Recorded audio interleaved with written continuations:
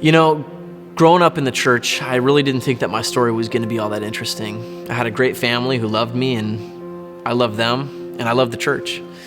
I was actually only 8 years old when I first felt God call me into ministry. I was the kid who wore the cross necklace and really wasn't afraid to approach anybody about my faith.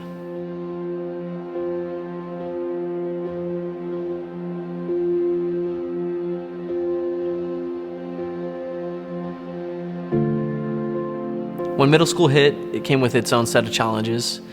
I had always struggled with anxiety and fear, but it was around this time that those fears really started to materialize and start taking a hold of my life.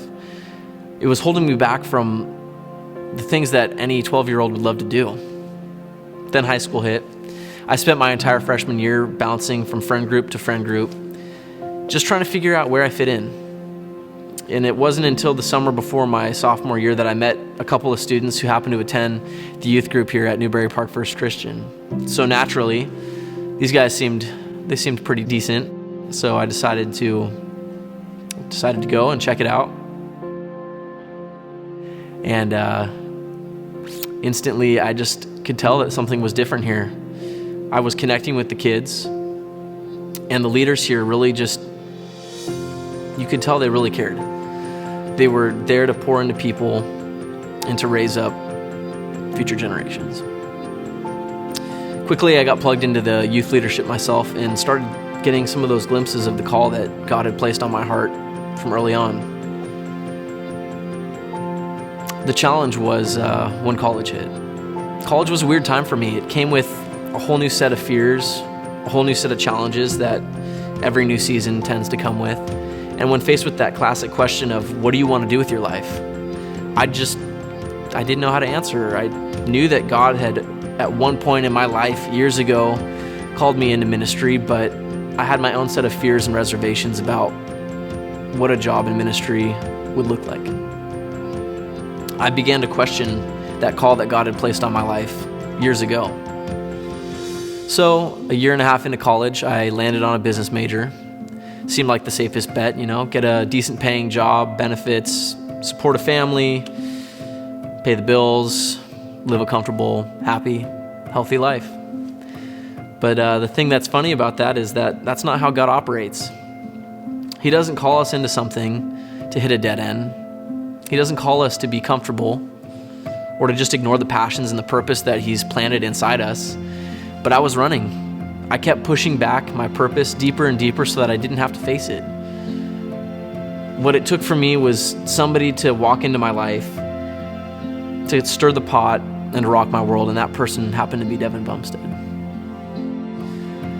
From his first appearance as worship pastor at Newbury Park First Christian, Devin's approach to worship had completely changed my view of how we worship. I was connecting with the songs that we were singing and began to see the value in why we do what we do as followers of Christ. For 2 years while I was in college, Devin had asked me to join the praise team. I played a little acoustic guitar. I was trying my hand at singing. Definitely wasn't good, but like Jonah running from God's call, I said no to Devin's offers every single time that they were presented to me. But despite my reservations and despite my insecurities, Devin continued to pursue me. Finally, after 2 years of running, God got through to me. It was on a regular Sunday morning. I was sitting in a chair right over here when I saw another young guy on the platform playing acoustic guitar when I heard God speak to me. He just said, "Why isn't that you up there?" You see, God had planted the seed in me when I was 8 years old, but it took 13 years of watering, cultivating, and intentional care to finally sprout up. Devin, Ken, this entire church family, they've really been the good gardeners to that seed, raising up future generations to become leaders of the church of tomorrow. And since that day, God has continued to open doors into worship ministry. I accepted a job as worship intern here at First Christian a year and a half ago, where I was given the opportunities and the skills that I will continue to carry with me throughout my entire ministry journey. March 3rd of this year marked my first day as worship director of another church family in the Conejo Valley, and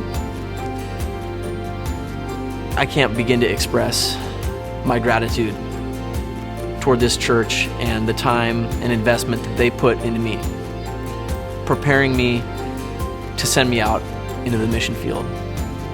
Now, if you ask me, that's what it's all about. That's how we're supposed to be doing church. It's true kingdom investment.